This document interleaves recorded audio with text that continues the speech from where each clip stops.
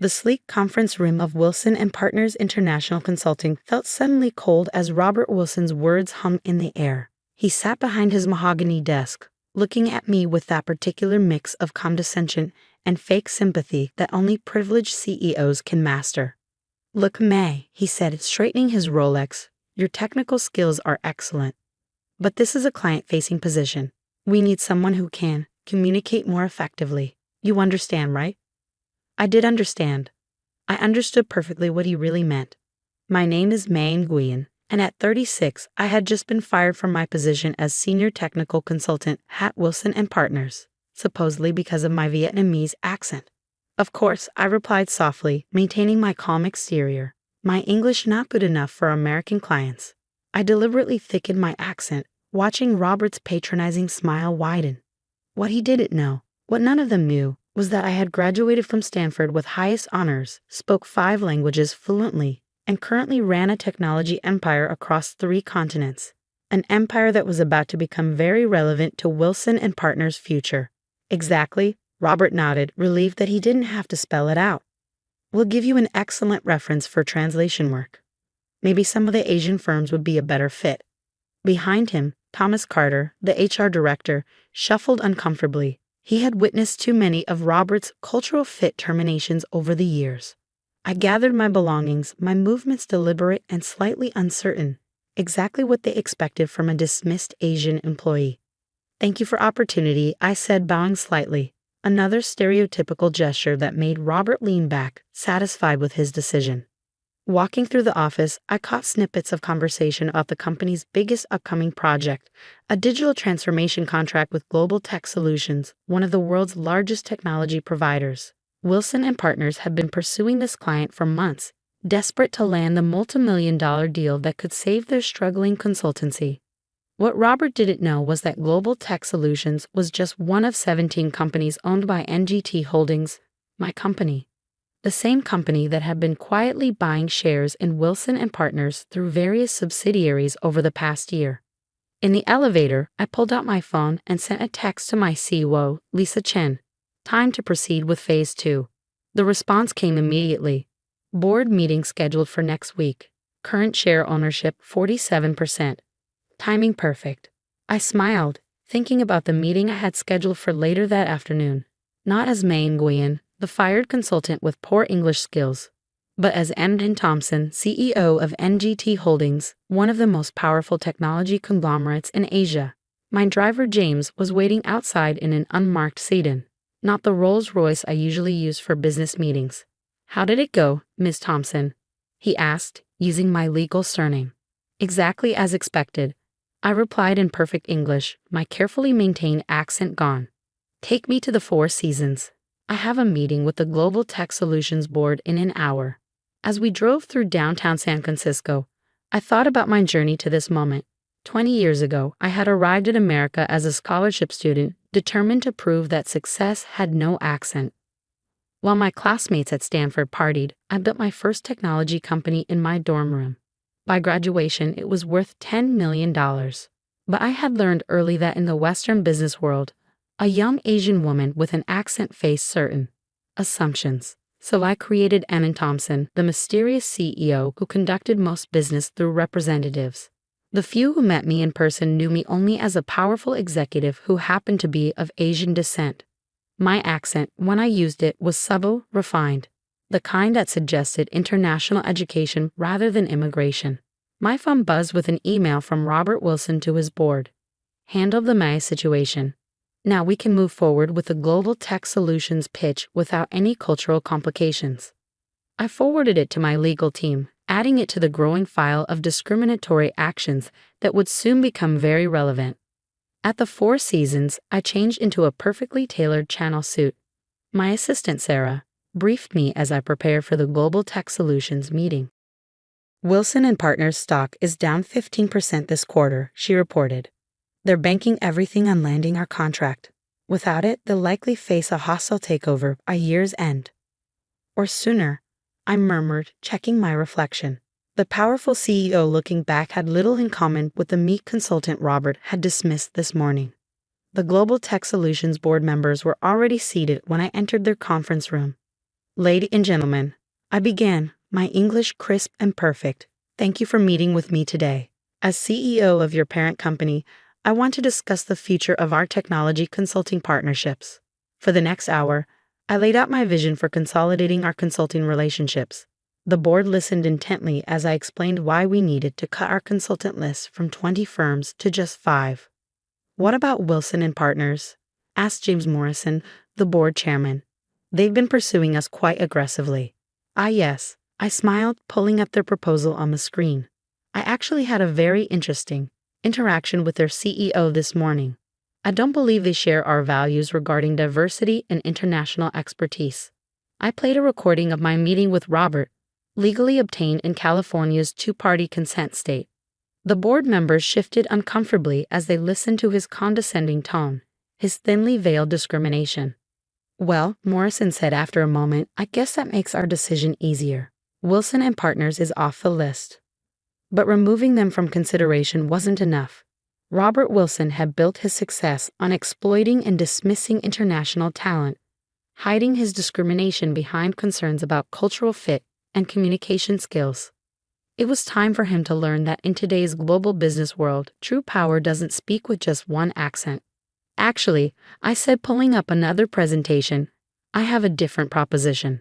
NGT Holdings currently owns 47% of Wilson and Partners through various subsidiaries. Next week, we'll acquire another 15% from minor shareholders. I propose we don't just remove them from consideration. We take control of their company and restructure it completely. The board members leaned forward, intrigued. They had seen me engineer similar takeovers before, always resulting in stronger, more diverse companies. Robert Wilson may think international talent is a liability, I continued. I'm going to teach him just how wrong he is. Sometimes the best way to change a broken system is to take control of it. By the time I left the meeting, the plan was in motion. In 1 week, Wilson and Partners would face a board vote they didn't see coming. In 2 weeks, they would have a new CEO. On my way out, I passed Robert Wilson in the hotel lobby. He was probably there to meet with other potential clients, unaware that his firm's fate was already sealed. He looked right through me, not recognizing the inadequate consultant he had fired this morning. I smiled, thinking about how his face would look when he discovered who really owned his company. Sometimes the best response to discrimination isn't to fight it directly, it's to rise so far above it that you can change the entire system. My phone buzzed with a message from Lisa. Share acquisition proceeding ahead of schedule. We should have majority control by Friday. Perfect timing. Because next week, Robert Wilson was going to learn that in the modern business world, power and competence don't depend on what you sound like, they depend on what you can do. The following week dawned bright and clear in San Francisco. I sat in my private office at NGT Holdings headquarters, reviewing the final details for the Wilson and Partners board meeting. The last share purchase had been completed overnight, bringing our ownership to 62%. Ms. Thompson, my assistant Sarah, announced through the intercom, the board members are assembling in the main conference room. I smiled, checking my reflection. Today, I wore a custom Armani suit that probably cost more than Robert Wilson's monthly salary. Perfect timing. How's our other guest? Mr. Wilson is waiting in the reception area. He seems anxious. Of course he was anxious. He received an urgent summons from Global Tech Solutions' parent company, a mysterious conglomerate that now owned the majority of his firm's shares. His company's future hung in the balance, and he didn't even know who he was really meeting.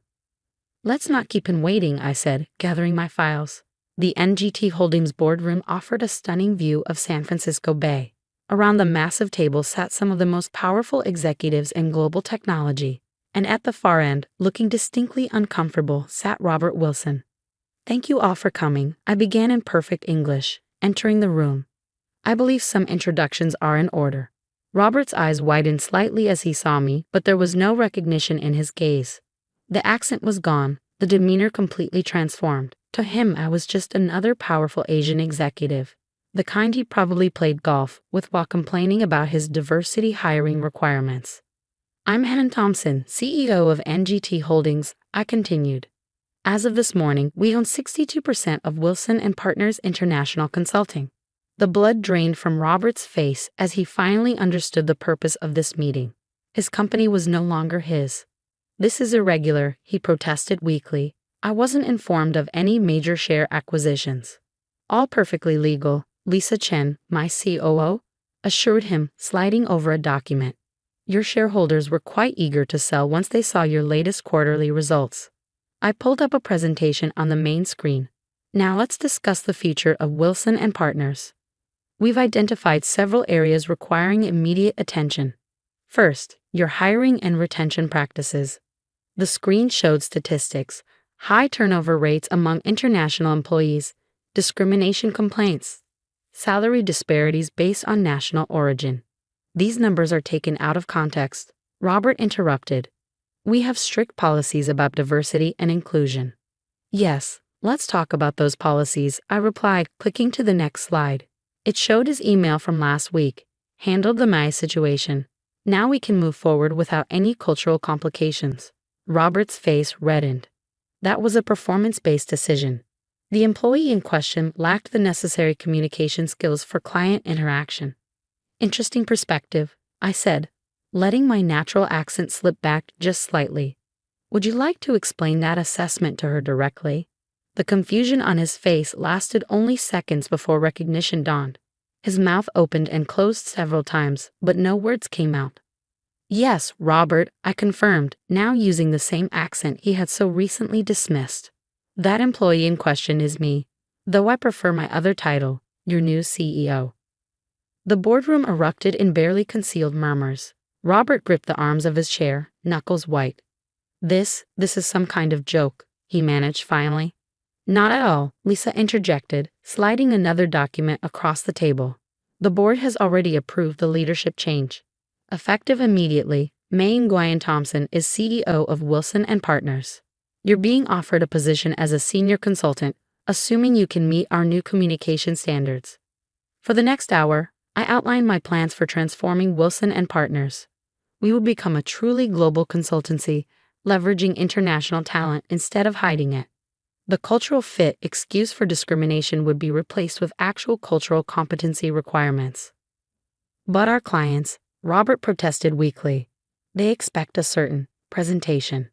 "You mean they expect consultants who sound like you?" I asked. "Interesting theory. Let's test it." I pressed a button on my phone. "Send them in, please." The boardroom doors opened to admit a group of executives, CEOs and directors from Wilson and Partners' biggest clients. Many of them, like me, had accents that told stories of international journeys and global expertise. "Allow me to introduce some of your former clients," I said. "They've all agreed to return to Wilson and Partners under the new leadership. Apparently, they appreciate consultants who understand global business from personal experience." Robert slumped in his chair, defeated. Everything he had built his success on, his assumptions about what clients wanted, his beliefs about what made a proper consultant, was crumbling around him. "You have a choice," I told him. "Accept a position under the new structure, learning to value the diversity you once dismissed, or accept a severance package. Either way, Wilson and Partners will no longer be a place where accent determines opportunity." The transformation of Wilson and Partners happened faster than anyone expected. Within 6 months, we had doubled our international client base. Our new hiring practices attracted top talent from around the world. Even our existing clients praised the broader perspective our diverse teams brought to their projects. Robert chose to stay, though it took him time to adjust to reporting to the woman he had once fired for poor English skills. Watching him struggle with his unconscious biases became a case study in our new corporate training program. Accent Bias in Global Business: A CEO's Story. Thomas Carter, the former HR director, thrived in his new role leading our diversity and inclusion initiatives. "I always knew our old policies were wrong," he told me. "I just didn't have the power to change them." 1 year after the takeover, I stood on stage at the Global Business Forum, delivering a keynote speech about transforming corporate culture. My accent was natural, unforced, sometimes American crisp, sometimes Vietnamese influence, always authentically mine. Success in global business, I told the audience, doesn't speak with one accent. It speaks with many voices, each bringing its own perspective, its own strength. In the front row, I could see Robert Wilson listening intently. He looked different now, humbled, perhaps, but also more aware. Later that day, he would lead a panel discussion about recognizing and overcoming unconscious bias in consulting. After the speech, my phone buzzed with a message from Lisa. Stanford Business School wants you to speak to their international students. Topic: breaking the accent ceiling in global business. I smiled, thinking about all the young professionals out there, holding back their true potential because someone told them their accent was a liability. It was time to tell them a different story. Last week, I interviewed a candidate for a senior consulting position. She was brilliant with degrees from top universities in India and France. But she apologized for her accent, just as I had once felt compelled to do. Your accent, I told her, is not a limitation. It's proof that you have something many consultants lack: genuine global perspective. She got the job, of course. And next month, she'll lead a major project for one of our most prestigious clients. The old Wilson and Partners office has been transformed. Gone are the days of homogeneous teams and narrow definitions of professional communication. Our hallways now buzz with conversations in dozens of languages. Our client meetings celebrate rather than hide our international expertise. Robert still works here, though now he's known for championing our international talent development program. I had to learn the hard way, he admitted recently, that I was letting prejudice blind me to incredible talent.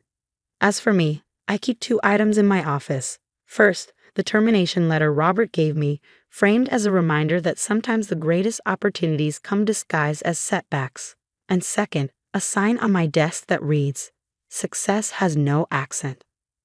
Because in the end, the best revenge wasn't in humiliating Robert or taking over his company. It was in transforming his narrow-minded consultancy into a truly global firm where accent is seen as an asset, not a liability. And every time I hear our diverse team of consultants confidently presenting to clients in their own unique voices, I know we've done more than just change one company. We've helped change the conversation about what a successful business leader sounds like. Sometimes the most powerful response to discrimination isn't to fight it. It's to rise to a position where you can eliminate it entirely. And sometimes the sweetest victory isn't in proving someone wrong, but in showing them a better way to be right.